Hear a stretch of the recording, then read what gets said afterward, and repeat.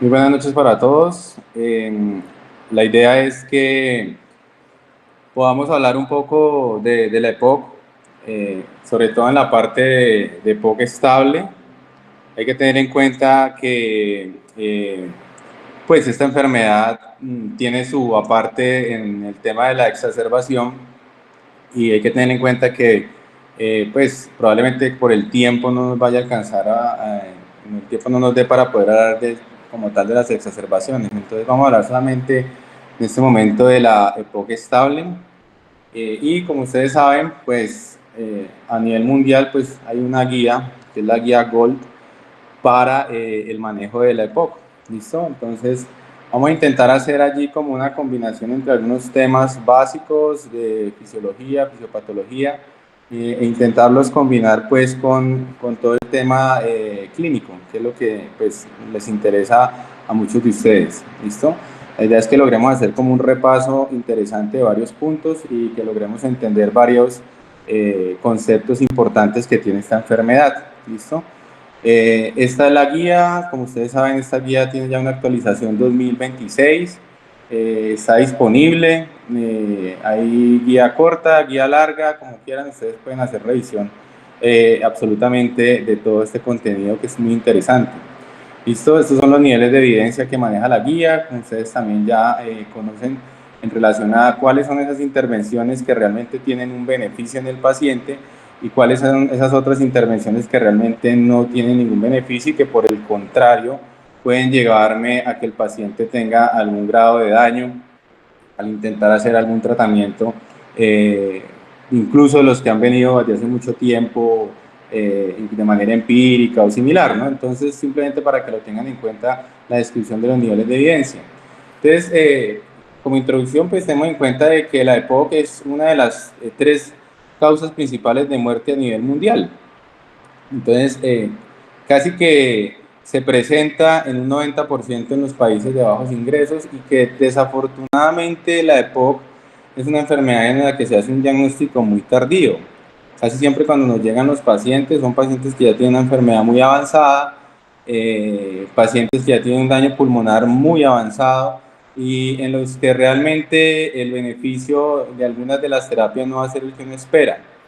Es más, incluso muchos de ellos llegan casi que para intervenciones ya invasivas avanzadas. Entonces, eso es para que lo tengamos en cuenta y tener en cuenta de que está dentro de las primeras tres causas de muerte. Entonces, siempre tenerla presente en nuestros diagnósticos. ¿Listo? ¿Y cómo la definimos? Entonces, se define como esa condición pulmonar heterogénea que se caracteriza por síntomas respiratorios crónicos. ¿Cuáles son esos síntomas respiratorios crónicos? Pues la disnea, la tos y la producción de esputo. ¿Listo? ¿Y a qué se deben estos síntomas respiratorios crónicos? Pues a anormalidades de la vía aérea, que pueden ser anormalidades bien sea bronquíticas o por bronquitis o por bronquiolitis, o ya daños directamente del parénquima pulmonar, en este caso daños en el alvéolo como tal, que es básicamente dado por el enfisema. ¿Esto finalmente a qué me lleva? Me lleva a que todo esto genere una obstrucción al flujo aéreo. Pero ¿cuál es la característica de esta obstrucción del flujo aéreo? Que es una obstrucción al flujo aéreo persistente y que es usualmente progresiva, algo que podría tener algo de diferencia con el asma, ¿no? En la cual en la del asma no necesariamente es persistente y en ocasiones puede llegar a revertirse. Eh, el EPOC no tiene esa característica, entonces tengamos en cuenta esto dentro de la definición. Dentro de la prevalencia estimada de lo que es la EPOC, entonces tenemos en cuenta de que del año 2019 hasta el 2020 la prevalencia en diversos estudios pues ha cambiado, ¿no?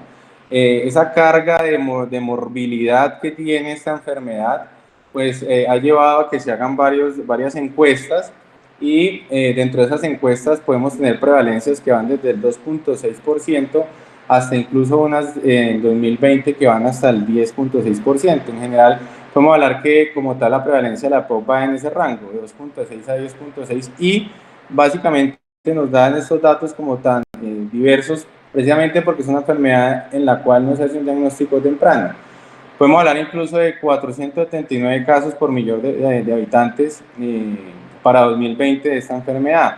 pues lo que nos da a entender de que es una enfermedad que tiene una prevalencia importante.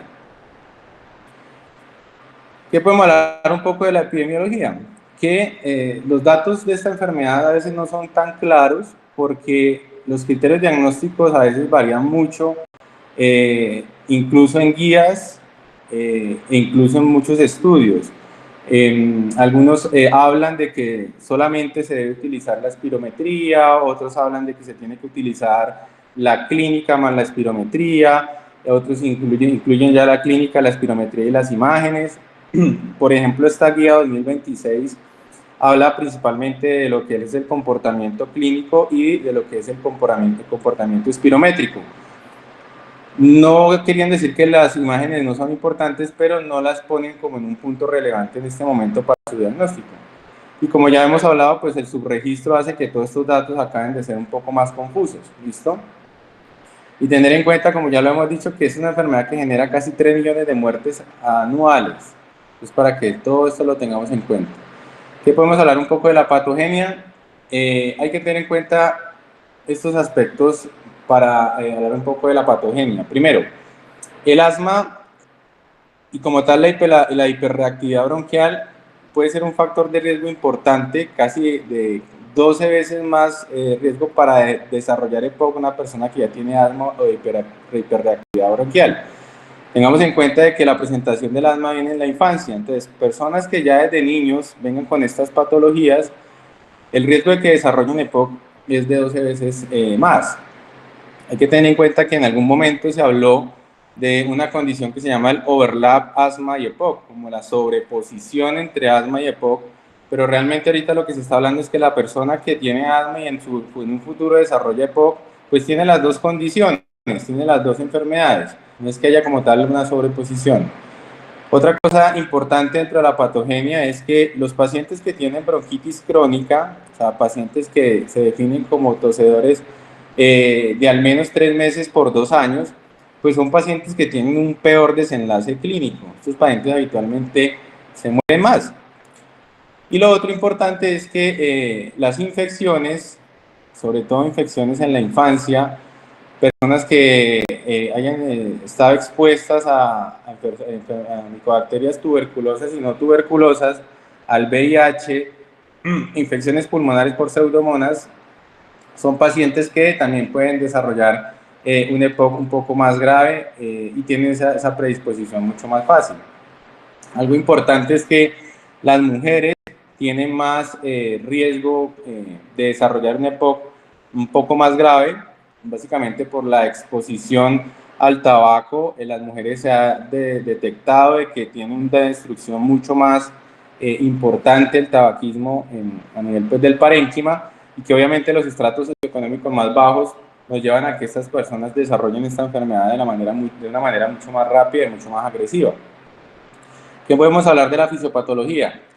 Tenemos esta imagen. Entonces, dentro de la fisiopatología hay una hipótesis que es la hipótesis de la elastasa antielastasa. Básicamente, ¿qué ocurre aquí? Como sabemos, la elastasa pues degrada a la elastina como tal, y pues este es el principal componente de las fibras elásticas, lo que también hace parte de todo lo que es la matriz extracelular, y por lo tanto mantiene la integridad de las vías respiratorias de pequeño calibre y del parénquima. Si tenemos aquí un daño en este equilibrio entre las proteasas y las antiproteasas, antelastasa y antelastasa, pues esta matriz extracelular pues va a tener una alteración, en este caso es a nivel alveolar, pues vamos a tener como tal el enfisema, se nos va a desarrollar pues esa destrucción pulmonar de la membrana alveolar, y allí nos lleva fisiopatológicamente a desarrollar el enfisema. Y si es a nivel de los bronquios, pues este proceso va a generar un aumento de las células inflamatorias y esto va a generar más engrosamiento de la pared del bronquio, y a su vez me lleva pues a la hiperplasia y a la producción excesiva de moco. Entonces todo esto me lleva a todo el cuadro bronquítico. Por este lado a nivel alveolar, entonces el enfisema, esa destrucción alveolar, pues termina generando que aumenten estos espacios aéreos, y finalmente la reparación de todo este proceso con la elastina va a ser ineficaz, y al tener una reparación ineficaz, pues básicamente se genera esa destrucción aumentando esos espacios dentro de los alvéolos. Entonces tenemos esas dos vías, ¿no? La vía de la bronquitis como tal, la vía donde se inflama el bronquio, se produce más moco, hay mayor hiperplasia, se engrosan las paredes, y la vía directamente del enfisema donde hay un daño básicamente de las paredes alveolares al existir como tal una disregulación de estas sustancias, ¿no? ¿Qué me lleva finalmente todo esto? Me lleva a que el paciente termine con una obstrucción al flujo, un atrapamiento de aire, como ustedes lo han llegado a oír en muchas oportunidades, y finalmente esta obstrucción al flujo y este atrapamiento de aire me lleva a que se altere como tal el intercambio gaseoso. Entonces esta membrana alvéolo capilar se va a ver alterada y por lo tanto vamos a tener dos condiciones, una condición de hipoxemia y una condición de hipercapnia, que es lo característico de las personas que tienen EPOC. Obviamente va a haber una disminución de la difusión del CO2 y este fenómeno como tal, y la hipoxemia principalmente, pues al generar, al existir esta hipoxemia a nivel del parénquima pulmonar, pues existe un fenómeno de vasoconstricción pulmonar que en últimas me lleva a la hipertensión pulmonar. Por esa razón entonces los pacientes en un futuro, si mantienen esta inflamación, si mantienen este daño pulmonar, si mantienen esta baja de oxígeno constante, pues el paciente finalmente va a desarrollar una falla cardíaca derecha y ya va a existir otras manifestaciones directamente relacionadas con el corazón.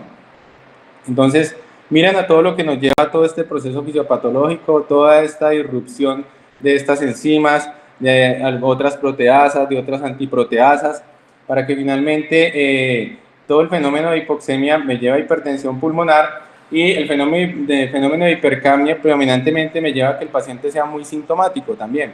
Aunque en algún momento el paciente empieza ya a tolerar esos niveles con el tiempo, y obviamente el riñón tiene que empezar a equilibrar esa alteración de CO2 que el pulmón está teniendo con el daño crónico. En últimas, entonces, estos cambios inflamatorios, como resumiendo todo lo que dijimos anteriormente, me llevan a que exista una quimiotaxis, llegue principalmente una célula que pues, es el neutrófilo, lo que predomina, no queriendo decir que el eosinófilo también llegue y haga su función también dentro del proceso inflamatorio. En algún tiempo se hablaba de que la célula predominante en el EPOC era el neutrófilo, la célula predominante en el asma era el eosinófilo, pero ahora pues, nos hemos dado cuenta realmente de que si bien todavía sigue predominando el neutrófilo en la EPOC, el eosinófilo también tiene un papel importante allí. Ya lo vamos a ver más adelante dentro del tratamiento, porque se los digo.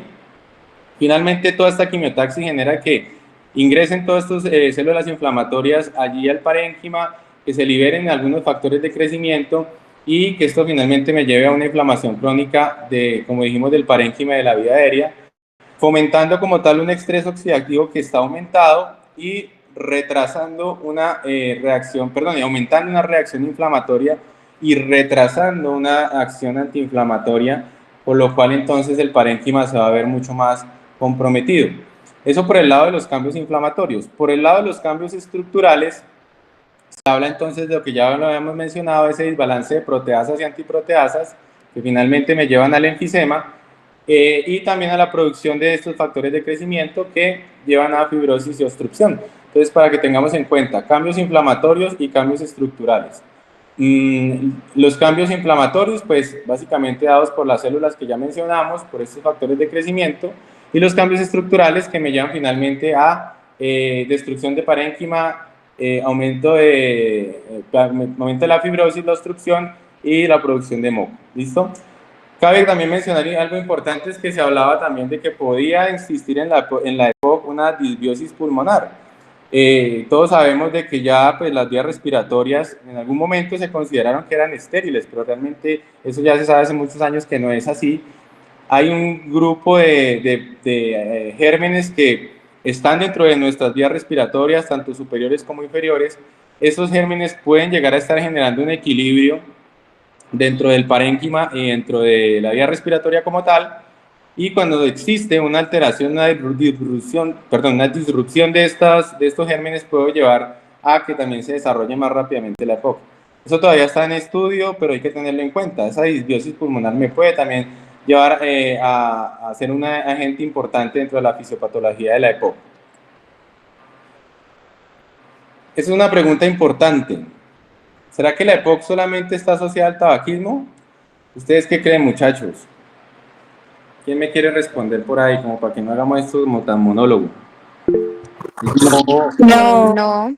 En absoluto, ¿no? O sea, la EPOC, si bien es una enfermedad que... Los deditos abajo. Si bien la EPOC es una enfermedad que tiene muchos factores, se sabe que, pues sí, definitivamente el factor de riesgo más importante es el tabaquismo. Casi el 50% de los casos se le atribuye al tabaquismo en la EPOC. Pero aquí viene algo importante que la guía nos regala y es esta tablita que, si bien esto todavía está como tal en procesos de investigación, esto se va a empezar a hablar dentro de muy poco de una manera muy frecuente para que ustedes lo tengan en cuenta. Entonces, la EPOC 2026 y probablemente algunos estudios antecitos nos proponen esta taxonomía interesante dentro de los etiotipos para la EPOC. Entonces resulta que vamos a encontrar dentro de esta taxonomía, esta clasificación donde vamos a tener una EPOC que se conoce como una EPOC genéticamente determinada o EPOC G. Básicamente estos son los pacientes que sufren de alguna alteración congénita o en este caso los que tienen deficiencia de alfa-1 antitripsina. Claro está que hay otras alteraciones, otras variantes genéticas que me pueden llevar a que el paciente determine o se determine como un EPOC G. Tenemos entonces un EPOC D que está básicamente determinado por eventos que ocurren en la infancia. Entonces, estos son pacientes que, por ejemplo, tienen prematurez, que tienen bajo peso al nacer, y que se sabe que estos son factores de riesgo que en un futuro desarrollan los pacientes cuando son adultos y terminan con un EPOC, que a veces uno dice, bueno, este paciente si nunca fumó, si nunca estuvo expuesto a combustión de biomasa, ¿por qué terminó con EPOC? Si no tiene unos niveles alterados, no tiene una deficiencia de alfa-1 antitripsina, ¿por qué terminó con EPOC? Entonces son pacientes que la prematurez puede ser uno de los factores, el bajo peso al nacer puede ser uno de los factores, y son eventos que se presentan en su vida temprana. Tenemos el EPOC entonces más frecuente, como lo hemos mencionado, que es el EPOC ambiental, el EPOC que está relacionado pues con el cigarrillo, que es el EPOC C, que es la exposición crónica al tabaco, incluye también el tabaquismo pasivo, incluso el tabaquismo inútero. Está también entonces el EPOC P, que está asociado pues a biomasa, a combustión de biomasa y a exposición a la polución. Me devuelvo aquí un poquito y esto es para que ustedes lo tengan en cuenta, muchachos. Vean, EPOC ambiental, dentro de esa etiología no solo está el cigarrillo, sino que ustedes ya lo saben claramente, los vapers, ¿no? Los cigarrillos eléctricos, el consumo de cannabis. Eso me lleva a... Todo el mundo con la cara asustada. Eso me lleva realmente a que yo desarrolle el EPOC. Entonces, pilas con los que están vapeando por ahí, muchachos, que finalmente van a terminar con ese EPOC C y obviamente van a terminar desarrollando la enfermedad. Situaciones en las que estamos expuestos muy frecuentemente a polución, entonces ciudades ampliamente industrializadas. Esto me puede llevar a un EPOC. Hay pacientes que han desarrollado esta enfermedad sin fumar, viviendo en ciudades muy contaminadas. Aquí en el Valle del Cauca tenemos el ejemplo de Jumbo, donde hay una exposición importante a muchos humos. Tenemos entonces también algunos ambientes como, por ejemplo, los incendios forestales, sitios donde existe mucho incendio forestal, algunas enfermedades ocupacionales. Entonces, para que tengamos en cuenta dentro de la taxonomía de este EPOC-P. Tenemos otro tipo de EPOC, que es el EPOC debido a las infecciones, conocido como EPOC-I. Pacientes que desarrollan infecciones desde niños, pacientes que desarrollan tuberculosis cuando son, bueno, a cualquier edad realmente, pero en este caso cuando son más niños, o pacientes con VIH. Todo esto se los nombro porque no solo el tabaquismo me lleva al EPOC, entonces hay casos donde vamos a decir qué lo llevó a eso, no lo sabemos. Entonces vamos a mirar cada uno de estos ítems que estamos viendo aquí. Tenemos entonces el EPOC y asma, como lo dijimos ahorita, asociado a asma. Acuérdese esa elevación a 12 veces más de desarrollar la enfermedad, particularmente en pacientes que desde la infancia ya tienen EPOC. Y por último, como en todo en medicina, pues siempre hay una parte pequeñito para esas causas desconocidas, que es el conocido como EPOC-U. Entonces, se los traigo para que lo conozcan, probablemente algún profesor se los pregunte, pero esto es porque muy probablemente entre pocos años ya vamos a empezar a hablar de manera mucho más específica de esta taxonomía y de esta propuesta que hay interesante en la clasificación etiológica de la EPOC. ¿Listo? ¿Hasta ahí todo claro? ¿Alguna pregunta, muchachos? ¿Podemos seguir? Bueno, sigamos. ¿Alguien levantó la mano por allí? Juliana. Profe, buenas noches. Una pregunta. Con respecto a la tuberculosis asociada como infección a EPOC, ¿hablamos específicamente o funciona igual como factor pues de riesgo la tuberculosis extrapulmonar? Realmente no, pero recuerden que casi siempre, para que exista una tuberculosis extrapulmonar, casi siempre, habitualmente siempre se inicia en el pulmón, tiene que haber algún grado de inicio en el pulmón, que puede haber otro tipo de ubicación, sí, pero recuerden que la vía inhalatoria es importante, que muchas veces no desarrolla la enfermedad pulmonar plenamente, pero habitualmente arranca en pulmón y se extiende a extrapulmonar. Pero en este caso específico, la pregunta que me haces es principalmente a nivel pulmonar. ¿Listo? ¿Seguimos? Gracias, profe. Sí. Ok. Listo, vamos a continuar. Esta gráfica sí que es chévere. ¿Verdad? Miren la trayectoria que tiene el BEF1 a lo largo de la vida. ¿Qué es el BEF1? Pues es ese volumen expiratorio que uno bota, para que me entiendan, de manera forzada en el primer segundo de una expiración forzada, precisamente. Entonces, ya vamos a hablar un poco sobre esto. Recordemos que este parámetro es importantísimo entre la espirometría para que nosotros podamos diagnosticar y clasificar la EPOC, ¿no? Entonces, como se dan cuenta, nosotros a medida que envejecemos, pues obviamente nuestra capacidad pulmonar, nuestra función pulmonar se va a ver alterada. Pero resulta que hay personas que de manera prematura, incluso desde la pubertad, ya empiezan a tener una alteración de su función pulmonar, bien sea porque ya venían con problemas desde la infancia, asmáticos desde niños, se infectaron de tuberculosis cuando estaban jóvenes, empezaron a vapear desde que estaban en el primer semestre de medicina. Entonces todo esto me puede llevar a que yo, de manera prematura, pues yo desarrolle un deterioro más rápido de mi función pulmonar, una declinación acelerada de este parámetro y obviamente me puede llevar a que yo termine en una muerte prematura. ¿Listo? Entonces, teniendo en cuenta también esto, miren esta otra propuesta interesante que nos dan. Entonces, tenemos la propuesta del EPOC temprano. Entonces, la propuesta, no se me van a asustar con todas estas definiciones porque esto simplemente se los traigo es para que ustedes sepan estas definiciones de la EPOC van a tener relevancia dentro de pocos años, tanto para el diagnóstico y el manejo, pero eso también para que ustedes entiendan varias situaciones. Entonces, tenemos entonces la presencia de lo que se conoce como EPOC temprano. EPOC temprano se relaciona al inicio biológico de la enfermedad. Entonces son personas que desde ya con la exposición como tal a la biomasa, desde ya con la exposición al vapor, desde ya con la exposición al cigarrillo, pues ahí ya empieza un daño pulmonar. Entonces de eso probablemente lo podamos ver reflejado de una manera temprana en el deterioro del BEF1. ¿Listo? Tenemos entonces un EPOC conocido como el EPOC leve. El EPOC leve también lo podemos ver en etapas más tempranas y este EPOC leve básicamente está dado por los valores de espirometría, como más adelante lo vamos a ver. Teniendo en cuenta esta gráfica, entonces también tenemos una definición que se conoce como EPOC juvenil. El EPOC juvenil se da en personas entre los 20 y los 50 años. Imagínense que hasta los 50 se considera que es una presentación juvenil de la EPOC. Y eso básicamente lo vamos a ver también con una disminución muy marcada y acelerada de el BEF1.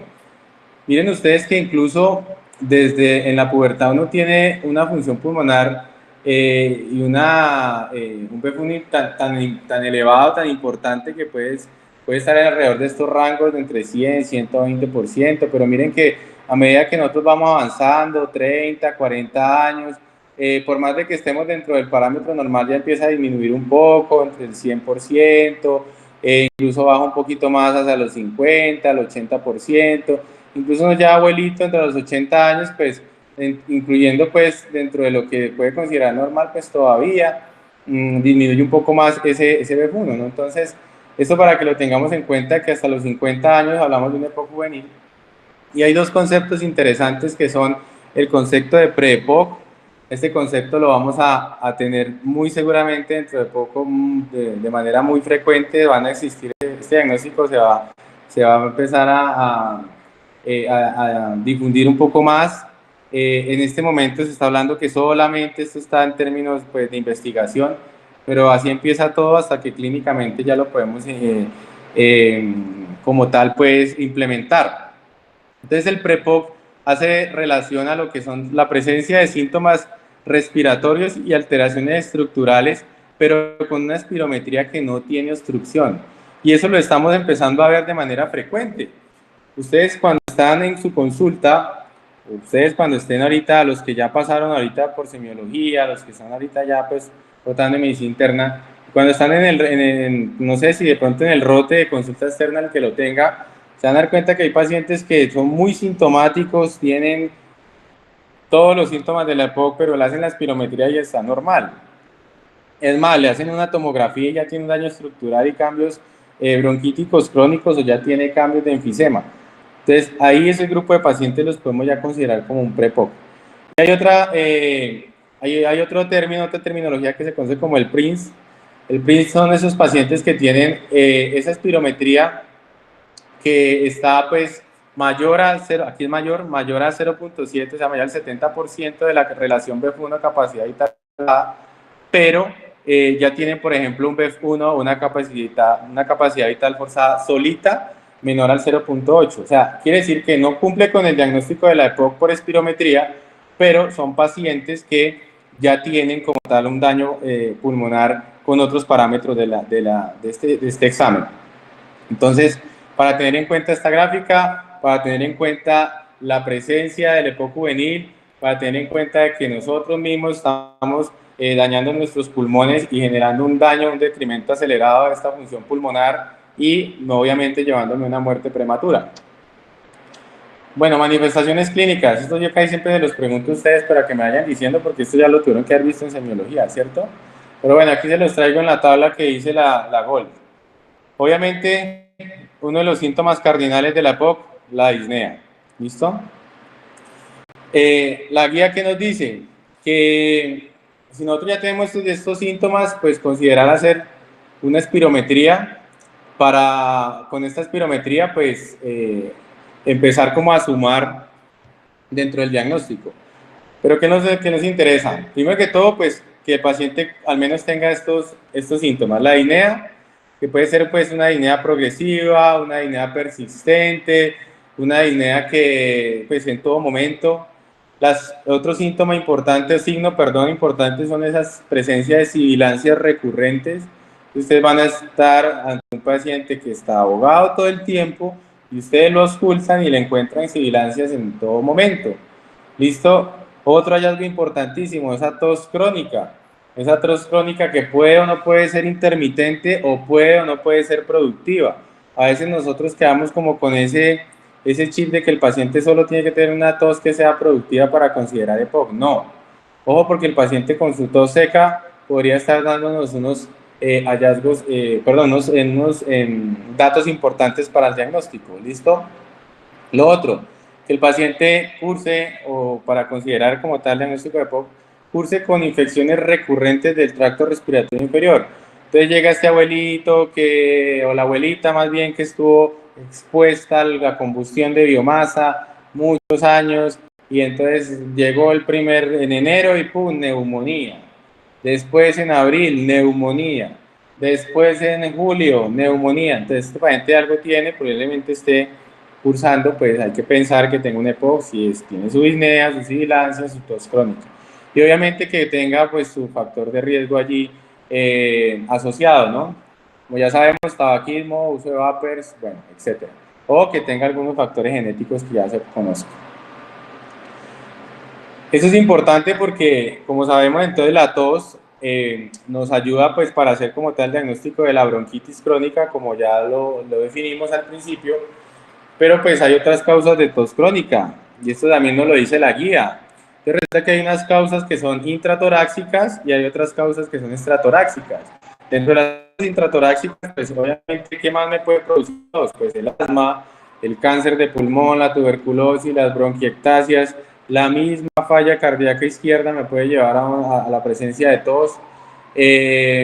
Otras enfermedades pulmonares intersticiales, la fibrosis quística o la tos idiopática igual.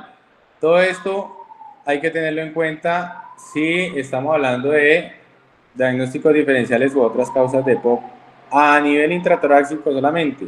Pero resulta que también a nivel extratoráxico tenemos otras causas de tos. Esto simplemente se los traigo para que ustedes abran su mente al diagnóstico, ¿no? No es que ahora también solamente la tos, solo es EPOC y ya, no. Ojo con eso. O sea, para uno poder armar el rompecabezas de la EPOC, tenemos que tener entonces la disnea, tenemos que tener las sibilancias recurrentes, tenemos que tener entonces los factores de riesgo, etcétera, etcétera. Pero entonces, si tenemos un paciente que solo es tos, pues al menos tener este cuadro en mente como dentro de los diagnósticos diferenciales. Entonces, dentro de las causas estratoráxicas, imagínense, la rinitis alérgica me puede llevar a que yo tenga tos crónica. Algunos de ustedes lo han vivido probablemente. ¿Listo? Algunos síndromes de drenaje nasal posterior o escurrimiento nasal posterior, la sinusitis, algunas sinusitis crónicas me pueden llevar a esto para una presencia de tos crónica. Algo importantísimo, la presencia de reflujo gastroesofágico. Acuérdense que a veces el reflujo gastroesofágico tiene manifestaciones extradigestivas y el reflujo a veces no se presenta con la manifestación clásica de pirosis, de regurgitación, no, sino que a veces es una tos crónica y resulta que termina siendo un reflujo, ¿listo? Y acuérdense de manera importante muchos medicamentos, sobre todo en los pacientes mayores hipertensos que estén recibiendo inhibidores de la enzima convertidora de angiotensina, me pueden llevar a la presencia de tos. Ahorita muy frecuentemente el uso del perindopril, el uso del enalapril, el uso, incluso algunos ARA2 me pueden llevar también a la presencia de tos, ¿no? Entonces, tengan en cuenta siempre esta tablita dentro de otras causas de tos crónica. ¿Listo? Hasta ahí, muchachos, dudas, preguntas, vamos de a paso a paso. ¿Todo bien? ¿Todo enredado? Bueno, dedos para arriba, está bien, listo, sigamos. Bueno, sigamos entonces con más tablas. Esto es también de la guía. Esto es para que lo tengan también en su mente. El EPOC o la EPOC, como cualquier otra enfermedad, tiene los diagnósticos diferenciales. Estos son los principales para que ustedes lo tengan en cuenta. Vuelve y juega el asma está allí dentro de las primeras. ¿Cuál es la diferencia entre asma y EPOC? Como para que tengamos una orientación, pues que el EPOC tiene unos síntomas más de progresión lenta y pues que existe ese antecedente pues de la exposición al tabaco o a los otros factores, que el asma tiene una obstrucción variable del flujo aéreo, ¿listo? Que el asma casi siempre se asocia a otras condiciones como alergia, rinitis, eczema. Acuérdense en pediatría, de pronto los que, bueno, no sé si ya pasaron por pediatría, la famosa marcha tópica, donde empieza el joven, el niño, pues con síntomas pues a nivel cutáneo, rinitis, y terminan en asma, ¿listo? Casi siempre el asmático se exacerba, por decirlo de una manera, o sus síntomas son más frecuentes en las noches o a primera hora de la mañana. Casi siempre el asmático tiene unos días malos y otros días no tan malos, pero el paciente con EPOC es permanente, los mismos síntomas. No hay como un día en que esté muy bien y otro día que no esté tan bien. ¿Listo? Recuerden entonces la historia de alguna patología de estas en la infancia y la historia familiar de asma me pueden orientar de pronto a que sea más un asma y no tanto una EPOC. Otro diagnóstico diferencial de la EPOC es la falla cardíaca, sobre todo la falla cardíaca congestiva. Obviamente, pues allí vamos a tener las imágenes como una ayuda muy, muy fundamental. La radiografía de tórax pues me va a mostrar que tengo yo una cardiomegalia, que tengo edema pulmonar. Casi siempre los hallazgos de la espirometría me muestran que el paciente tiene más con patrones de restricción, más no de obstrucción, entonces eso es importante. El otro diagnóstico diferencial son las bronquiectasias. Las bronquiectasias, ¿cómo se caracterizan? Son pacientes que tienen unos grandes volúmenes de secreción, de esputo. Ese esputo es muy purulento, y cuando ustedes revisan las imágenes, pues claramente ven las imágenes de panal de abejas, bien sea en tomografía, que es lo que ahorita se está pidiendo que se realice, o incluso una radiografía de tórax, y el radiólogo es muy juicioso y lo logra describir. ¿Listo? Obviamente esos pacientes mantienen infectados o colonizados estos bronquiectasias, y por eso esa expectoración tan purulenta. Otro diagnóstico diferencial de la EPOC es la tuberculosis, donde vamos a tener entonces la presencia de algunas imágenes radiológicas sugestivas, la presencia de cavernas, y obviamente la confirmación microbiológica de estos bacilos ácido alcohol resistentes. Entonces, y obviamente si estamos ante un paciente que venga de una zona endémica, venga de resguardos indígenas, que venga de sitios donde hay hacinamiento, donde hay de pronto asilos de ancianos con hacinamiento, muy seguramente esos pacientes con una alta prevalencia de tuberculosis, no vamos a pensar de pronto de entrada que sea una EPOC, sino que también tener en mente la tuberculosis allí. Tenemos entonces otra entidad que es la bronquiolitis obliterante. Casi siempre ocurre en pacientes que han tenido algún grado de trasplante, bien sea de médula ósea o pulmonar. La tomografía nos muestra pues unas áreas típicas y propensas de esta patología, lo cual el radiólogo nos puede orientar. Y tenemos también entonces la panbronquiolitis difusa, dentro de todos estos diagnósticos diferenciales, y pues simplemente tener en cuenta que los que sufren de esta entidad pues casi siempre son pacientes que pues nunca han fumado, que tienen de pronto algún grado pues de descendencia o ascendencia más bien asiática, que también cursan con sinusitis crónica, y obviamente pues radiología también nos va a mostrar esas opacidades centrolobulares de tipo nodular, que son típicas pues de esta entidad con la hiperinsuflación. Entonces, todo esto básicamente pues simplemente para que ustedes lo tengan en mente como diagnóstico diferencial. Muchas de estas entidades, por ejemplo estas dos últimas, son casi que diagnóstico del neumólogo, pero si la tenemos en mente pues se puede obviamente colocar dentro de esos diagnósticos diferenciales. ¿Listo? Otros síntomas que tiene esta EPOC, y ustedes van a escuchar frecuentemente, muchas veces algunos pacientes llegan a la consulta con un síntoma que es la opresión torácica, y pues si tiene más factores de riesgo, ya se sabe que de pronto este paciente es fumador o fue fumador y probablemente sea hipertenso, pues uno no queda como tan tranquilo dejándolo solo, diciéndole solamente que sea un EPOC, ¿no? Aquí este paciente pues muy seguramente nos va a dar el temor y pensar de que tenga algo coronario. Pero la opresión torácica es frecuente encontrarlo en un paciente con EPOC. Hay pacientes que pueden desarrollar síncope con la tos, entonces no se les haga raro el abuelito que le dio la crisis, tosió y cayó al piso desmayado. Su episodio sincopal a los minutos recuperó, pero puede presentarse. La fatiga es muy frecuente, paciente que solamente se puede estar quejando de que todo el tiempo está agotado, hay fatigabilidad. A veces nos puede confundir con una síndrome de apnea obstructiva del sueño, pero ténganlo en cuenta. Hay personas que pueden llegar a fracturarse las costillas por la tos, entonces sobre todo estos abuelitos ya o abuelitas que tienen ya osteopenia, osteoporosis, y que hacen crisis de tos que pueden llevarlo a fracturas costales, ¿no? Obviamente hay pacientes que se quejan mucho de anorexia y hiporexia. Algunos pueden ya tener como tal un cuerpo pulmonar ya florido, con edema de miembros inferiores, congestión hepática, etcétera. Y se ha también descrito que hay pacientes que pueden tener afecciones psiquiátricas, pacientes muy frecuentemente encontramos pacientes con EPOC que tienen un trastorno depresivo importante, ¿listo? Incluso los puede llevar hasta el suicidio. Pacientes con trastornos de ansiedad. A veces el uso del tratamiento para la EPOC me puede llevar a todas estas condiciones y estos síntomas, ¿listo? Entonces, muchachos, hasta ahí estamos bien con los síntomas. ¿Preguntas? ¿No? ¿Otra vez deditos arriba o no? Bueno, todo muy bien, sigamos. ¿Cómo vamos a hacer el abordaje diagnóstico en un paciente con EPOC?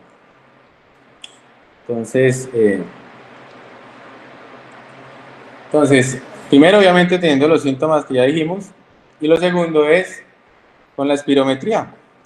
Entonces la espirometría casi siempre, o siempre, perdón, hay que pedirla así, una espirometría pre y post broncodilatador.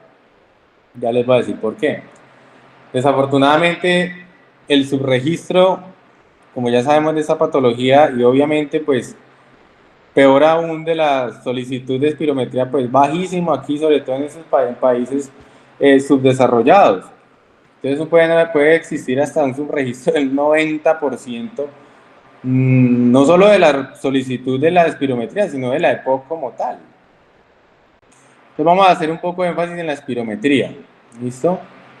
Entonces la espirometría no solo me lleva al diagnóstico, sino que también me lleva al pronóstico, me ayuda a hablar del pronóstico. Entonces, ustedes van a ver una tabla famosa de la guía GOL, que es la clasificación GOL.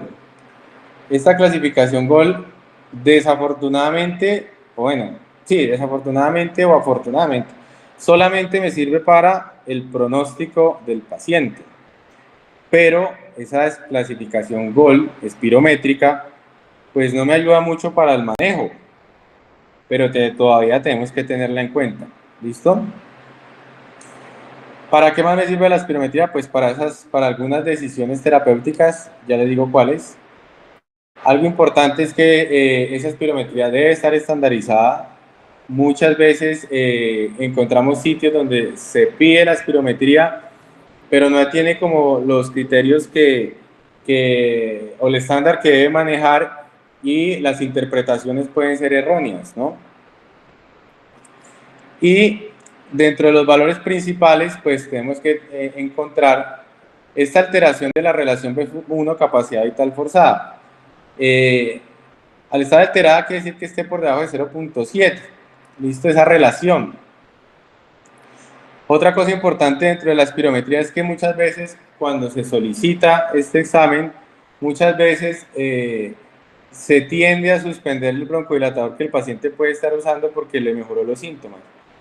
La guía realmente nos dice que no es necesario suspender el broncodilatador para poder realizar el examen. ¿Listo? Pero lo que sí nos piden es esto, ¿verdad? Que el paciente debe tener como tal una preparación para poder hacer el estudio como tal, posterior a eso pues hacer las primeras mediciones, hacer la medición con broncodilatación. Habitualmente los protocolos utilizan 400 microgramos de un beta-2 de acción corta, salbutamol en este caso, o 160 microgramos de un anticolinérgico de acción corta, bromuro y ipratropio, y finalmente sí hacer la evaluación, ¿listo? Para mirar si esta relación se mantiene por debajo del 0.7% y con esto poder confirmar que el paciente tiene una obstrucción al flujo del aire, que puede ser reversible o puede ser irreversible. Entonces, miren lo que ocurre con la espirometría. Esto es para que ustedes entiendan un poco lo del BEF1. Entonces, tenemos aquí una espirometría normal y una espirometría con obstrucción al flujo del aire. Como les dije al principio, en el primer segundo, ¿sí me entienden? Nosotros vamos a expulsar o expirar un cierto volumen. ¿Listo? Entonces, habitualmente, pues la capacidad vital forzada puede estar alrededor de los 5 litros, pero en el primer segundo nosotros casi que expulsamos es casi 4 litros de esos 5 litros en total. Por eso es que es tan importante ese primer segundo, porque si hacemos la relación, obviamente esto nos va a dar 0.8, teniendo en cuenta que la capacidad es de 5 litros y lo que expulsamos en el primer segundo son 4 litros. ¿Eso quedó claro ahí, muchachos? ¿O eso está enredado? ¿Nadie dijo nada? Por ahí alguno levantó el dedo nomás. ¿Sí? Entonces pillen acá, aquí estamos hablando del tiempo. Primero, segundo, tercer, cuarto y quinto segundo. Hasta el sexto segundo. Resulta que uno en el primer segundo expulsa casi toda la cantidad de aire que hay allí, que tenemos en los pulmones, y posteriormente nosotros, el resto de segundos, segundo, tercer, cuarto, a partir del cuarto se estabiliza porque lo que ya uno expulsa es mínimo. ¿Sí me entiende? Ahora miremos una espirometría de un paciente con obstrucción al flujo del aire. Tenemos la misma, el mismo dibujo donde tenemos acá pues nuestro volumen en litros y los mismos segundos. ¿Qué le ocurre a un paciente con una EPOC? Que en el primer segundo obviamente va a expulsar mucho menos. En este caso hablamos de que en el primer segundo este paciente apenas expulsa 1.8 litros. Miren que expulsa menos de los 2 litros y evidentemente pues su capacidad vital forzada también se puede ver disminuida. Por lo tanto, al hacer la relación nos da por debajo de 0.7. Por eso la espirometría, si tenemos esta gráfica, hablamos de que con esta curva, que es de volumen-tiempo, tenemos de que el paciente, aquí hay una obstrucción al flujo del aire. ¿Listo? Y esta obstrucción puede ser fija o no fija, dependiendo de qué tanto responda con el broncodilatador. Entonces, como ya lo dijimos antes, el paciente se va a utilizar o 400 microgramos de salbutamol o los 160 microgramos de bromuro de ipratropio y vamos a observar si el paciente mejora o no mejora ese BEF1 en la siguiente expiración que se haga después del broncodilatador. ¿Esto quedó claro, muchachos? ¿O está como enredado? ¿Los quiero escuchar? ¿O solo van a ponerme deditos así para arriba? ¿Listo? ¿Seguimos? Bueno, muy bien. Entonces, pues la espirometría nos va a confirmar la EPOC. Recuerden que esto todavía está en estudios. Acuérdense del concepto de pre-EPOC, ténganlo por ahí en mente, porque son estos pacientes que tienen esta espirometría normal, que tienen la espirometría sin cambios, pero es muy sintomático, tiene ya cambios en las imágenes por la tomografía, etc. Acuérdense del PRINCE, pacientes que tienen el BEF1 normal, mayor a 0, perdón, la relación BEF1 capacidad vital forzada mayor al 0.7. Recuerden que si estamos hablando de espirometría, cuando esa relación está mayor a 0.7, el paciente no tiene EPOC, espirométricamente hablando. ¿Listo? Así suena un poco raro. Pero si hacemos la espirometría y encontramos que antes del broncodilatador la relación BEF1 capacidad vital forzada es menor a 0.7, ahí ya hay una obstrucción al flujo. Y si después del broncodilatador la medición sigue igual de baja, se confirma la EPOC. ¿Listo? Si no, entonces a veces es necesario repetir la espirometría o considerar otra entidad. Así siempre en este caso podríamos pensar en asma, pero ahorita hay otros diagnósticos para el asma y eso lo tenemos que hablar en otro apartado. Pero eso es para que lo tengamos en cuenta como en la secuencia. Eso sí quedó claro hasta ahí, ¿cierto? Entonces el PRINCE, resulta que el PRINCE es que igualmente tenemos esta relación normal, perdón, mayor a 0.7, pero probablemente lo que es el solito BEF1 o la solita capacidad vital forzada puede estar baja. Que al hacer la relación, pues no diagnostica EPOC. Pero el PRINCE ya me está diciendo que hay allí una alteración previa, una alteración que puede ser inicial para desarrollar en un futuro EPOC. ¿Listo? Bueno, sigamos. Todo esto siempre tiene que ir de la mano de la correlación clínica. Y hay algunas revisiones que hablan de que también tienen que tener presente la tomografía. En algún momento, hace unos años atrás, se hablaba de que la tomografía sola podría ser diagnóstico de la EPOC. Sin embargo, en este momento la guía 2026 no sugiere, pero no podemos descartar. Casi siempre las imágenes, y esto llévenselo siempre en mente, muchachos, las imágenes en la EPOC me sirven es para buscar diagnósticos diferenciales.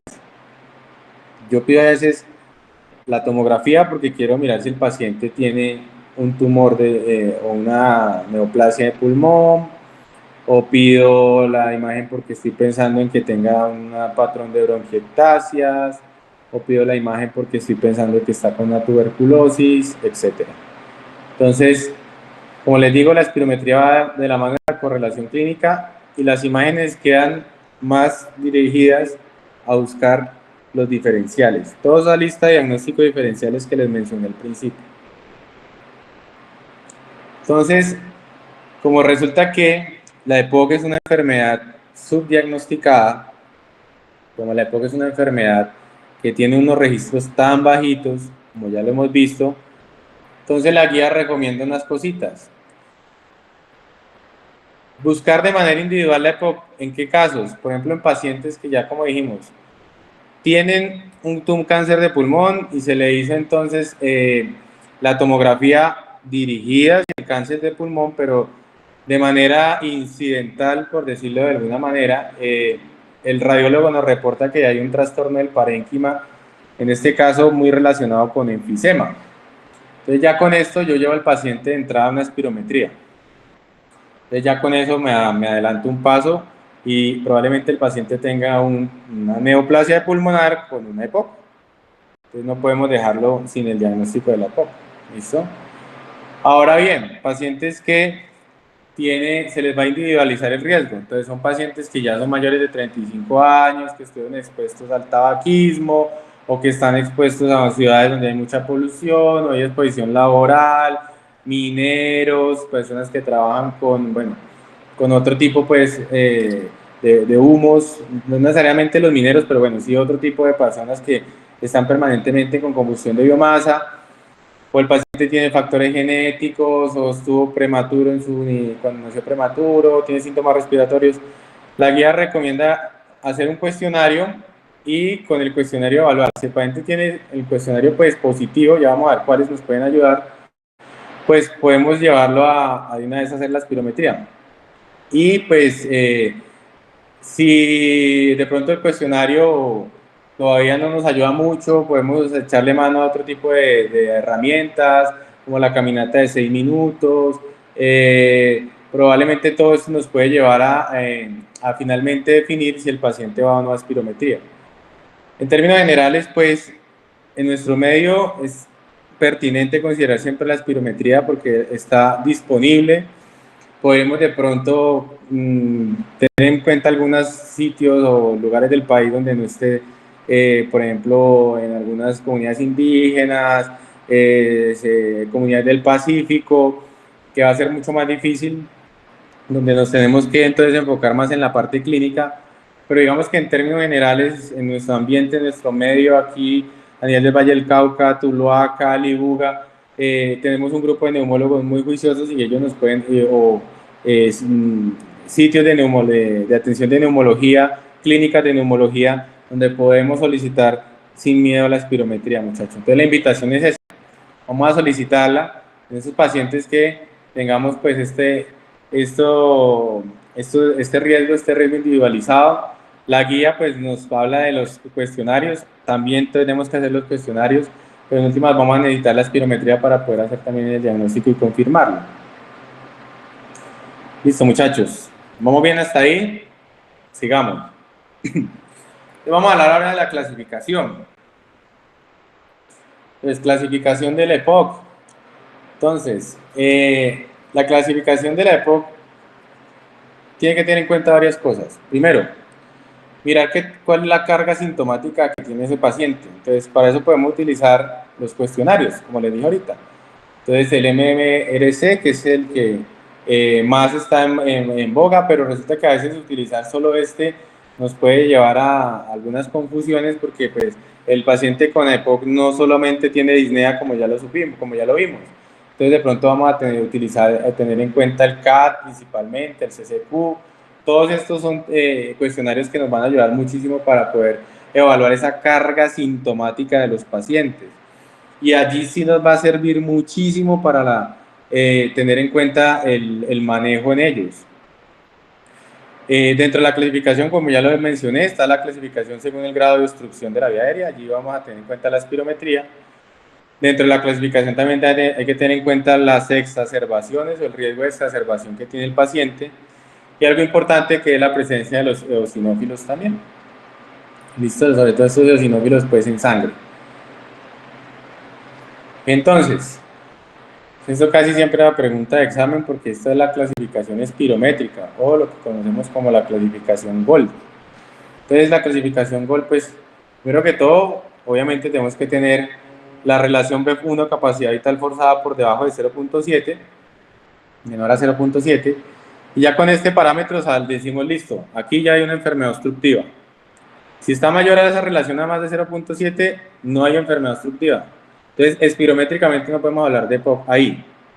Si está por debajo de 0.7, entonces ya estamos hablando de que hay una enfermedad pulmonar obstructiva. Y ahora vamos a mirar en cómo está CBF1 para ver si tenemos una clasificación GOL 1, 2, 3 y 4, que es leve, moderada, severa o muy severa. ¿Listo? Entonces ya solito el BF1 nos va a ayudar. Entonces, si tenemos un BF1 mayor del 80% del predicho, el paciente tiene un GOL 1 leve. Si tenemos uno entre el 50 y el 80%, hablamos de un GOL 2 moderado. Si tenemos un PEP1 entre el 30 y el 50%, hablamos del GOL 3 severo, y menor al 30%, hablamos del GOL 4, que es muy severo. ¿Listo? Entonces ustedes van a encontrar paciente con el diagnóstico de paciente con POC, GOL 1, 2, 3, 4. Ustedes ya saben que esa es la clasificación espirométrica y ya con eso ustedes tienen una idea y dicen, uy, este paciente tiene una obstrucción muy severa, este paciente tiene una obstrucción leve, o este paciente no tiene obstrucción, y volvemos al término de PREPOC para que lo tengamos ahí. Por eso les digo que en un futuro no se les va a hacer raro que eso vaya a estar muy, muy frecuentemente hablado. ¿Hasta ahí clara la clasificación espirométrica con la GOL? ¿Sí o no?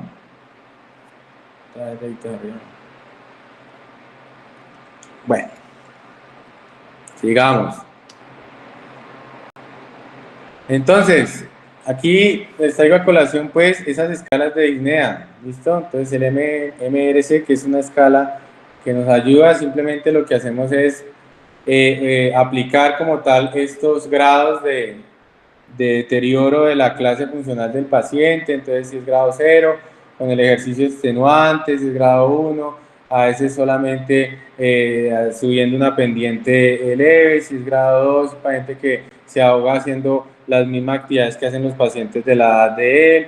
Si es grado 3, son pacientes que se ahogan pues en menos de 100 metros, ya están ahogados, o el paciente con esfuerzos mínimos. Miren que esta clasificación como tal, esta escala, perdón, del MMRC no me habla como tal de una disnea en reposo. Sin embargo, un paciente que tenga un grado 4 probablemente puede que ya esté también, si tiene una disnea en reposo, pues está dentro de este grupo. Es simplemente para que lo tengan en cuenta. ¿Por qué es importante esta escala? Ya lo vamos a ver. Esta es la otra. Simplemente aplicamos el CAT. El CAT es una serie de preguntas que nosotros le hacemos al paciente, en donde cada pregunta nosotros vamos a marcar de 0 a 5, de 0 a 5 dependiendo pues la limitación que exista. Esto ya existe una tabla y está la interpretación de los puntajes, y tenemos aquí el puntaje total de este cuestionario CAT. Entonces, estos dos son los más frecuentes. Yo creería que este CAT es el más importante porque este es el que más me ayuda como a entender si el paciente qué tan limitado funcionalmente está. Entonces, al tener ya la sumatoria de todos estos valores, pues me da el puntaje final, y aquí es donde yo entro a hacer algo que se llama la valoración multimodal. ¿Listo? Entonces, ahora sí, esta es la tabla importante, muchachos, para que la tengan en cuenta. Entonces, ¿qué es lo que nos importa de esta tabla de la GOL? Este pedacito de aquí abajo. Porque en la clasificación multimodal, la de POC la vamos a clasificar en A, B o E. Ustedes dirán, pero ¿por qué los internistas son complicados? ¿Por qué no A, B y C? No, o sea, la E es para que podamos nosotros tener en cuenta que en este caso las exacerbaciones son las que nos van a dar la pauta. Resulta que de todas estas clasificaciones, la más importante es esta de aquí, porque esta es la que me va a permitir hacer el tratamiento. ¿Listo? Esta de acá, que es la GOL, me sirve exclusivamente para el pronóstico. Con esto vamos a entender que el paciente con un GOL 4 se va a morir más que un paciente con un GOL 1. Entonces, no se les haga raro que el diagnóstico diga enfermedad pulmonar obstructiva crónica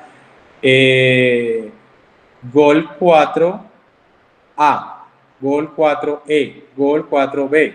¿Listo? Como clasificación multimodal. Entonces, ¿qué significa esto del A, B y E? Entonces, si el paciente tiene más de una exacerbación, ya incluso moderada, esto de pronto lo vamos a ver con un poquito más de detalle cuando hablamos más de las exacerbaciones, pero si el paciente ya tiene más de una exacerbación moderada, ya con eso el paciente entra a grupo E, como al grupo de los E de exacerbadores. Ahora, si el paciente no tiene exacerbación, esto es en un año, ojo pues, si el paciente no tiene exacerbaciones en ese año previo que se evaluó, o puede ser A o puede ser B, y ya depende de los síntomas. ¿Y cómo los clasifico? Pues con los cuestionarios que les acabo de mostrar. Entonces yo tengo un CAT menor a 10 puntos, pues yo digo el paciente es un paciente que no está tan sintomático, probablemente sea un A, y si él es muy sintomático, pero las exacerbaciones no son más frecuentes, no son muy frecuentes, pues está en el EPOC B. Hasta ahí quedó claro, muchachos. Acuérdense que la que nos sirve para tratamiento es la de la derecha de sus pantallas y la de pronóstico es la de la izquierda, que es la GOL. ¿Listo? Entonces, finalmente, ¿qué nos toca hacer a nosotros? Aplicar los cuestionarios a los pacientes con EPOC que están en nuestra consulta. Muchas veces eso no se hace por el tiempo y a veces lo único que uno hace es preguntar como rápidamente. ¿Usted ha estado en urgencia del último año porque se complicó de sus pulmones? Ah, que sí, que yo estuve en urgencias y me ahogué. Y me pusieron oxígeno y me pusieron medicamentos y me tuvieron allí en urgencias 2 días. Ya, pum, exacerbado. Entonces, vamos a considerar que ya está en el grupo E. Ah, que usted el último año estuvo en urgencias. No, nunca, el último año no estaba en urgencias. Pero yo me ahogo con vestirme.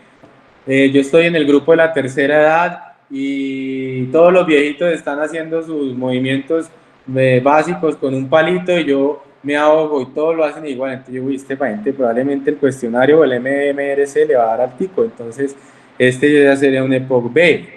Ahora bien, el paciente está sin mucha disnea, pero el paciente tampoco ha tenido exacerbación, pero la espirometría de pronto no salió tan buena, con un GOL 2, pero el paciente sintomáticamente está en un grupo A.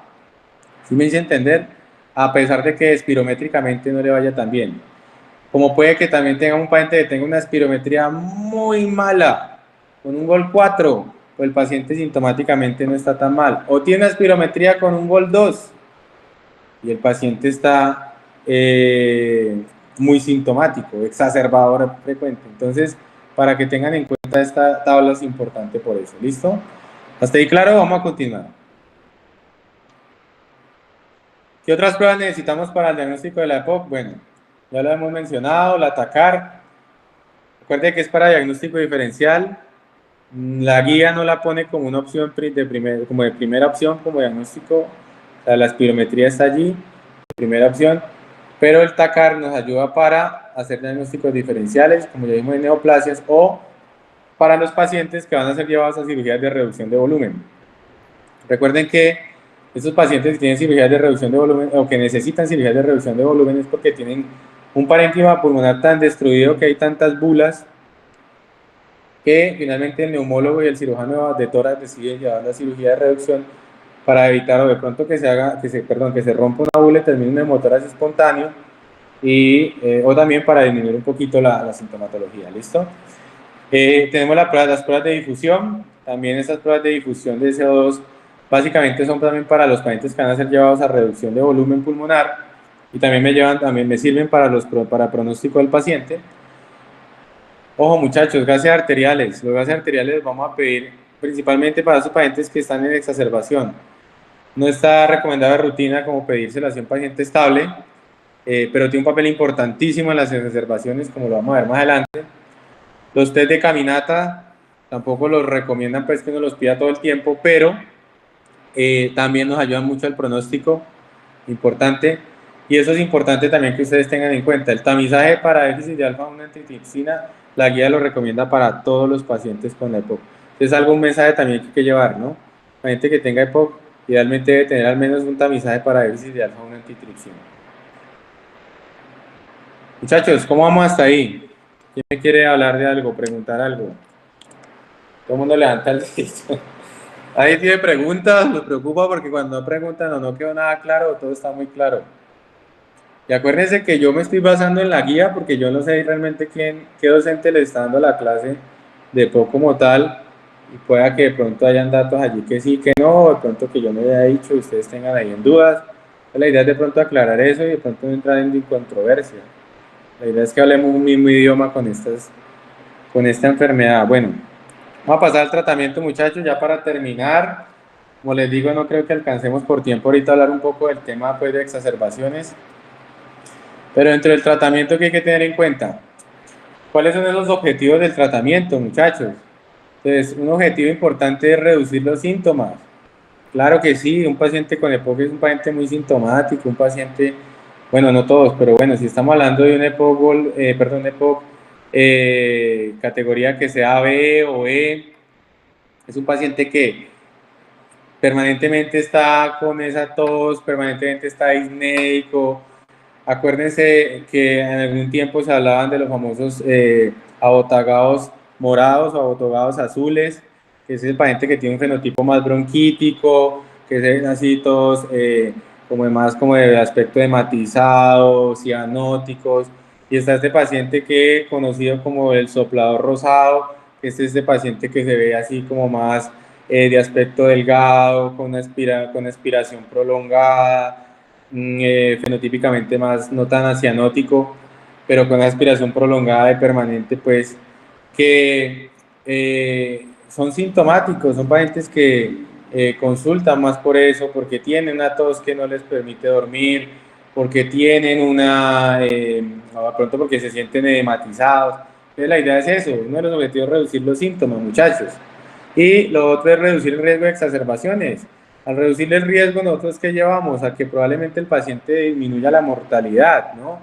Recordemos que el paciente se muere más y tiene una obstrucción más severa. Entonces tengamos siempre en cuenta como esos objetivos, ¿listo? Entonces tenemos como en todo medicina un tratamiento no farmacológico y un tratamiento farmacológico. Tratamiento farmacológico que incluye, pues uno dice, ¿qué va esto? Pero bueno, sí, hay que llevarlo a darle consejo al paciente, digamos, vea a don Pepito, deje de fumar, vea a doña Pepita, déjese de la exposición a la humo de leña, vea señor don Juan, deje de vapear, que usted empezó a vapear en primer semestre de medicina y ya está llegando a sexto y usted va a terminar con un problema pulmonar y cuando esté en el internado peor.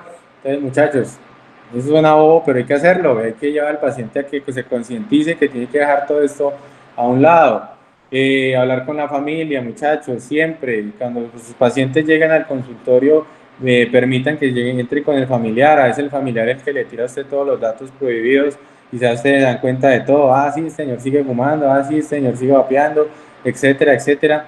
Entonces, el familiar es muy importante, además porque para poder abandonar el hábito tabáquico sí que es importante que se pueda hablar con familia y amigos para que lo abandonen. ¿Listo? Es más, incluso suene chistoso, pero la guía habla de los incentivos monetarios. Hay programas en algunos países donde se les paga a los pacientes para que dejen de fumar, porque se ha demostrado sí o sí, y esto sí los traigo acá, aunque está la estrategia pues de las 5 AES, donde tenemos que siempre preguntarle al paciente, donde debemos aconsejarlo, donde finalmente debemos evaluarlo, asistirlo y organizar su tratamiento. A veces nosotros tenemos que ingresarlo a programas de POC donde hay que llamarlo y estar vía telefónica permanentemente preguntándole cómo va, si ya dejó de fumar, organizar cómo va a hacer esas citas de control. Clínicas de neumología tienen esto clarísimo. Obviamente nosotros como médicos, ustedes como médicos de atención primaria, pues les va a quedar complejo a veces porque el tiempo de la consulta no les da para esto. De pronto en su consulta particular lo puedan hacer. Pero si ustedes ingresan a un programa de EPOC o de enfermedades respiratorias de cualquier EPS, ustedes tienen que proponer esto y eso está en la guía y esto hay que hacerlo, muchachos. Entonces no lo dejen esto para ahí para que quede solo en el aire. Esas estrategias no farmacológicas curiosamente ayudan mucho y es por esta razón, porque el cese del tabaco se ha demostrado que es uno de los principales factores de riesgo modificables que impacta mucho en esta enfermedad. Entonces, hasta ahí lo podemos hacer de manera no farmacológica. ¿Qué más podemos tener ahí en mente? La rehabilitación pulmonar. La rehabilitación pulmonar es algo que también tenemos que tener presente, es algo que tenemos que siempre considerarlo junto con nuestros colegas terapeutas respiratorios, fisioterapeutas, donde siempre hay que hacer un diálogo permanente con ellos para evaluar si el paciente se va a adaptar a una terapia de rehabilitación para que más adelante pueda, por sus propios medios, hacer algún tipo de actividad física de la que venía haciendo antes de enfermarse.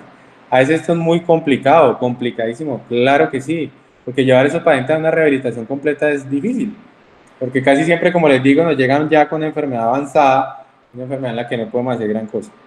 Pero todo lo que se puede hacer con estos pacientes siempre es importante. Ya entramos entonces dentro del manejo farmacológico. Entonces, dentro del manejo farmacológico, pues, están todos estos medicamentos para lograr disminuir el consumo del tabaco, bupropión, varenicline, todo esto que la psiquiatría nos puede dar la mano con esto. Entonces, a veces tengan presente que un paciente que es con tabaquista activo, pues hay que también enviarlo con el psiquiatra. El que vapea también hay que enviarlo con el psiquiatra, a ver si de pronto algún tratamiento por parte de psiquiatría nos puede ayudar a que cese el tabaco.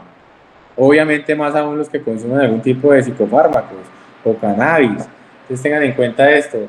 La vacunación, ya lo vamos a ver más adelante, la vacunación hace parte también de este tratamiento farmacológico. Y obviamente hablando de la broncodilatación, que es el punto importante ahorita. ¿Listo? Entonces miren ustedes que él tiene evidencia la intervención de quitar el tabaquismo.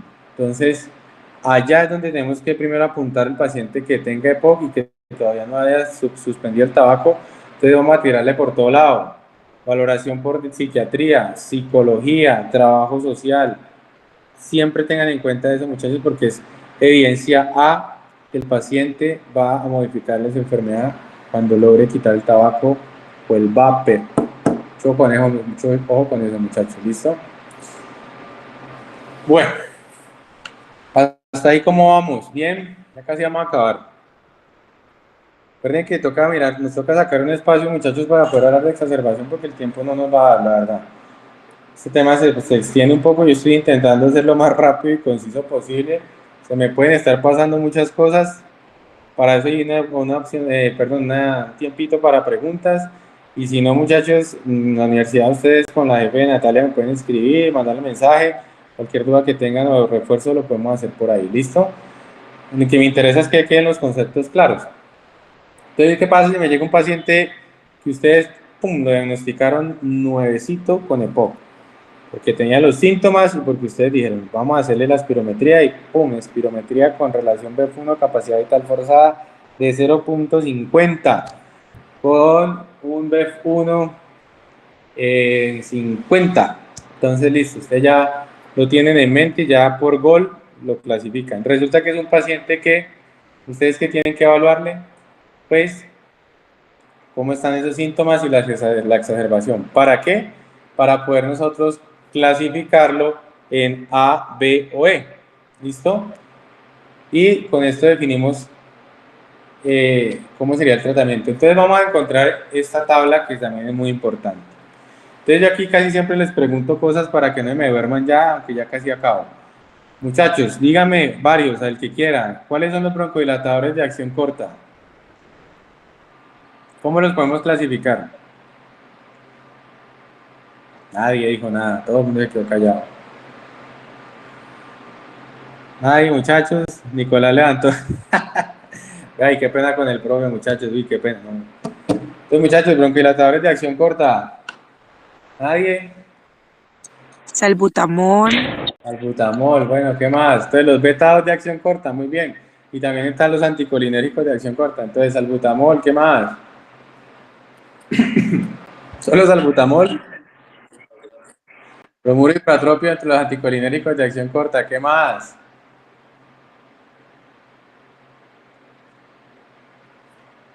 Terbutalina también, ¿cierto que sí? ¿Nadie más?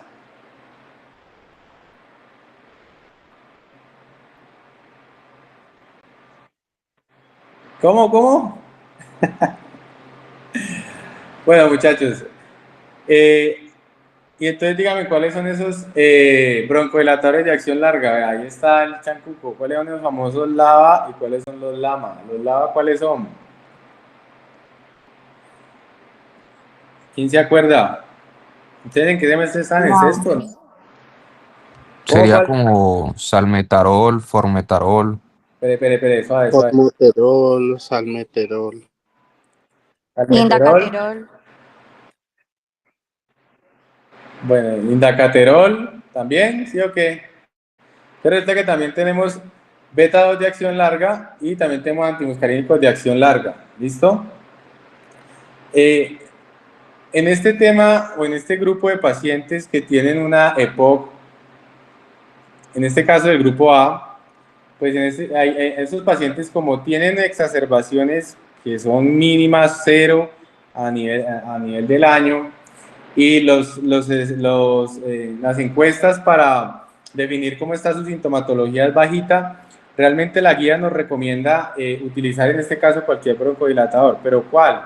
En este caso podemos utilizar, por ejemplo, un beta 2 de acción corta, bien sea salbutamol, bien sea terbutalina, a necesidad. ¿Listo? Sin embargo, eso puede que en un tiempo más adelante cambie. Sin embargo, el paciente que ya tenga una sola exacerbación moderada, la guía de entrada nos está pidiendo de que iniciemos con un beta 2 de acción larga y un antimuscarínico de acción larga. Entonces, pues aquí tenemos varias opciones, ¿no? Entonces podemos tener ahí el olodaterol, por ejemplo, con bromuro de tiotropio, tenemos, por ejemplo, el indacaterol con el glicopirronio, tenemos entonces las presentaciones que van con el bilanterol también. Entonces, allí, con solo ese tratamiento, estamos haciendo un buen manejo de este paciente con broncodilatadores. ¿Cuál es la única diferencia? Que si el paciente tiene un conteo de eosinófilos mayor o igual a 300, probablemente hay que considerar el uso de corticosteroide inhalado. Por eso les decía al principio, es muy importante tener en cuenta al eosinófilo como una célula también predominante en algunos pacientes que tienen EPOC. ¿Listo? Ahora bien, si el paciente es del grupo B, pues muy seguramente nos vamos a quedar solamente con el LAVA-LAMA, nada más, sin necesidad de considerar por ahora un corticosteroide inhalado. Entonces, eso es lo que nos recomienda la guía para el tratamiento, ¿listo?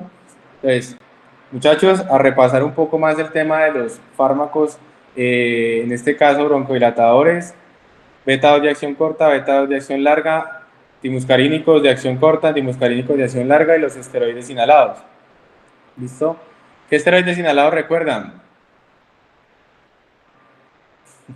¿Beclometasona? ¿Qué otro?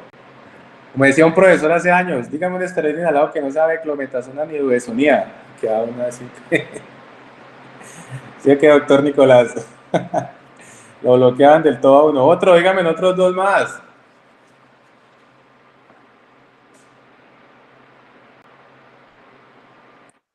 Fluticasona. Fluticasona. Fluticasona, ¿qué otro?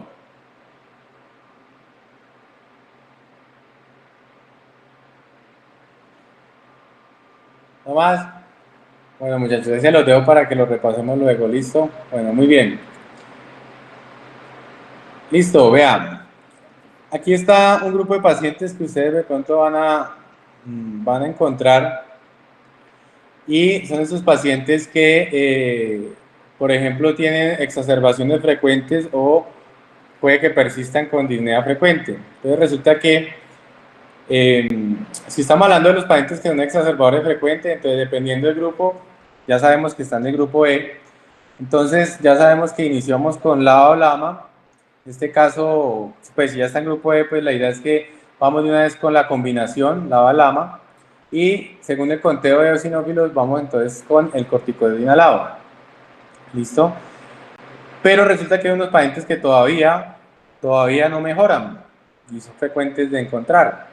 Entonces, por ejemplo, pacientes que a pesar de ese tratamiento observamos que tienen todavía un BF1 menor del 50% y que a pesar de eso tienen una manifestación fenotípica más de un bronquítico crónico, son pacientes que se pueden beneficiar de este medicamento que se llama el roflumilaz. ¿Listo? Un antifibrótico realmente para frenar todo ese proceso de la fisiopatología que vimos al principio. Resulta que también hay otros pacientes que curiosamente se pueden beneficiar de ciclos de macrólidos. Para los que estuvieron en la revisión de antimicrobianos, recordemos que los macrólidos tienen un efecto inmunomodulador. Algunos consideran que tiene efecto más como antiinflamatorio a nivel de las vías respiratorias y preferiblemente en pacientes que fueron fumadores y que no mejoren todavía con esa combinación de lava-lama más esteroide, dependiendo del valor de eosinófilos, se podían beneficiar del uso de acitromicina, ciclos de acitromicina para disminuir un poco también o mejorar un poco esa disbiosis que hay en los pulmones, acuérdense de lo que hablamos al principio. Y ya finalmente, cuando ya tenemos una exacerbación o una enfermedad con muchas exacerbaciones frecuentes, pues hay que considerar el uso de algunas terapias biológicas, ¿listo? Por ejemplo, con el uso del dupilumab y el mepolizumab, que son medicamentos que casi siempre se administran por parte pues, de neumología. Entonces, muchachos, esto es para que lo tengan en cuenta, para que sepan que esto existe. Nosotros estamos actuando apenas en esta primera parte. Me devuelvo un poquito a esta diapositiva para que nosotros siempre entonces, ya teniendo esta clasificación, sepamos qué combinaciones podemos utilizar. ¿Listo?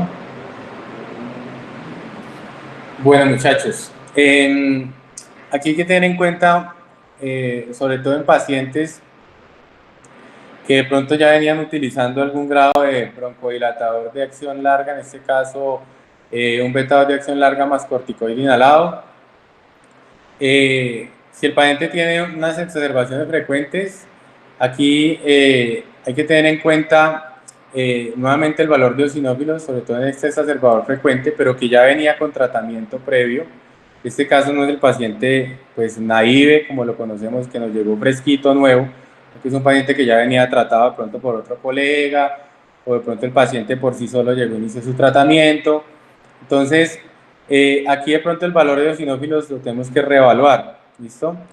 Porque pues si el paciente venía solo con, por ejemplo, una combinación de un beta de acción larga con esteroide, por ejemplo, formoterol budesonida. Entonces este paciente, si vemos que el recuento de eosinófilos es menor de 100, lo mejor es hacerle el cambio y quitarle el esteroide, considerar cambiarle el esteroide inhalado. Pero en este caso, si el paciente tiene un recuento de eosinófilos mayor a 100, sí es prudente continuarle el esteroide. Esto es simplemente para que sepamos que en qué casos de los pacientes que ya venían tratados con esteroide y beta de acción larga, a cuál le quitamos o a cuál le continuamos el esteroide. En este caso, pues más que todos los pacientes que tienen exacerbaciones frecuentes. ¿Listo? Algo aquí muy general de la vacunación, muchachos. Tengamos en cuenta esto. Evidencia hasta el momento de grado B, la vacunación anual contra influenza, los refuerzos recomendados para COVID-19, para SARS-CoV-2, la vacuna contra neumococo, contra virus sincitial respiratorio. Recordemos que estos pacientes no solamente se pueden infectar por virus, por estos más frecuentes, sino que también tienen el riesgo de poder hacer compromiso por pertusis. Entonces, tener en cuenta pues, la vacunación con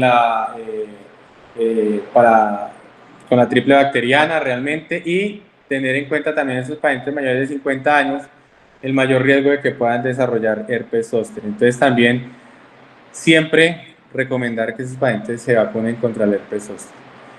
Bueno, muchachos, preguntas. Nos dieron las 9:30, vean, nos faltó muchas cosas por hacer ahí, pero bueno. Sí quedó claro, muchachos, puntos muy claves de la EPOC para que ustedes la manejen, para que sepan qué pueden hacer y para que sepan qué pueden pedir y para que se familiaricen con muchas cosas. Doctor Nicolás, hoy levantó la mano. Profe, buenas noches. Muchas gracias por la retroalimentación. Muy buena, excelente. Como usted dijo, es mucho tema, es un tema extenso y tiene muchos detalles. Yo tengo una duda que de pronto algunos de los muchachos también alguna vez me la han preguntado, y es con el VAPE, que lo nombró usted bastante. Así como con el cigarrillo tenemos una medida que es el IPA, que en semiología siempre nos la han enseñado y uno siempre la pregunta a los muchachos, ¿qué herramienta tenemos para poder decir que el VAPE tiene un nivel tóxico? ¿Hay algún estudio? ¿Hay alguna medida? ¿O todavía no hay? No, realmente, es más, ni la guía todavía nos da como el índice para poder no cuantificar el VAP. Realmente yo también estuve averiguando y no te tengo ese dato claro para poder definir. Pero no, esta es una pregunta que también la tenía en mente y la voy a seguir investigando. Yo de todos modos voy a también lograr investigar con algunos colegas, amigos neumólogos, a ver también qué datos tiene. Yo le he preguntado como a 3 conocidos también neumólogos y la misma pregunta no me puedo dar la respuesta, no tenemos como tal ese dato. Entonces, se la quedo viendo ahí, Doc, pero realmente como el IPA con el VAP, no, pero sabemos que el riesgo es igual, el riesgo es el mismo. Vale, profe. ¿No? Sí, Bien. es una duda que también me la han hecho algunos estudiantes y queda uno en lo mismo, porque todavía no hay algo estandarizado, algo escrito, y más que el VAPE, como lo vemos, lo pueden estar haciendo en todo el transcurso del día y en una hora pueden estar haciendo por ahí 10, no sé el nombre, no, ¿cómo es el nombre? Vapeando, ¿ves? Aspiraciones. Aspiraciones, exactamente, ¿ya? Ajá. ¿Ya? Entonces, obviamente eso de tener alguna medida que ya alguien estará seguramente trabajando Sí. en eso, ¿ya? Te hago un paréntesis, a Julián le envié una tabla pequeñita con el resumen de los principales inhaladores para que se las reenvíe a los muchachos. Sí, Listo. profe, ya lo compartí. Algo muy pequeñito, pero sirve bastante para que no pase lo que pasó ahora. Hágale. Doc, de todos modos, vea, ese dato yo creo que esta semana se la tengo, si algo yo se lo comparto para que ustedes lo compartan a los muchachos para ver si tenemos ya una medición de como similar al IPA pues para el paciente con que vapea. Entonces yo ese dato se lo voy a compartir, ¿listo? Hola, Eduardo. Con Diego Pérez, neumólogo, ¿cómo te va? ¿Qué hubo, Doc? ¿Qué más? ¿Qué más? ¿Cómo vas? Bien, Creo que excelente, me puede bien, ayudar con súper, la muchas gracias. respuesta. Muchas gracias por la presentación, excelente. Creo que los muchachos son epocólogos a partir de esta clase. Bueno, pues es una muy buena pregunta porque es lo que ha hecho tan difícil cuantificar el daño por los vapeadores. De hecho, es lo que se está tratando de gestionar o legislar para tratar de controlar la producción y manufactura, porque todos los dispositivos tienen cantidades en mililitros diferentes y pareciera que las caladas o vapeadas son diferentes entre cada dispositivo. Pero hay un indicador que es el E-años, como I-años, ¿sí? Que es tratar de cuantificar el número de mililitros de líquido al día por los años de uso, ¿sí? Entonces, digamos que hay una forma de uno decir como mililitros de líquido por día por años de vapeo. Entonces, si una persona es capaz de identificar cuántos mililitros de su cartucho se está consumiendo al día, pues uno podría decir que si se está consumiendo 3 mililitros al día, por ejemplo, desde hace 4 años, entonces 3 por 12, entonces 12 años sería como un equivalente. Lo otro es que puff al día significa que más o menos 10 caladas, esto varía entre dispositivos, equivale a un cigarrillo. ¿Sí? Entonces, pues ahí más o menos uno podría calcular de acuerdo a las caladas. ¿Sí? Entonces, 10 caladas igual a un cigarrillo. Entonces, 30 caladas, pues entonces 3 cigarrillos y así sucesivamente, y luego lo multiplica por años de vapeo. Entonces, pues 100 puff al día, todos los días durante 3 años, pues eso es como un equivalente a 0.5 paquetes año, pues si cada uno hace ahí como la operación matemática. Es como una forma de hacerlo. Listo, Doc. Qué gran dato, buenísimo. Ese dato sí lo tenía también yo en mente. Muchas gracias, Doc. Vale, listo, ¿no? Excelente, súper, muchas gracias. Bueno, querido ¿Alguna joven. pregunta de pronto que le tengan que hacer al doctor Ruiz, al doctor Pérez? Aprovechando que está aquí con nosotros también, y el doctor Ruiz, muchísimas gracias por la charla. ¿Alguna pregunta, algún aporte que tengan para hacer? Nada, todo bien. No, parece que todo claro, profe. Bueno, doctores, muchas gracias. Doctor Diego, muchas gracias. Doctor Nicolás, muchas gracias. Gracias a Excelente ustedes. noche. Chao. Muchas gracias. Bueno, Muchas gracias por Listo, acompañarnos en este estudio preparcial. Gracias a todos. chao. buenas noches.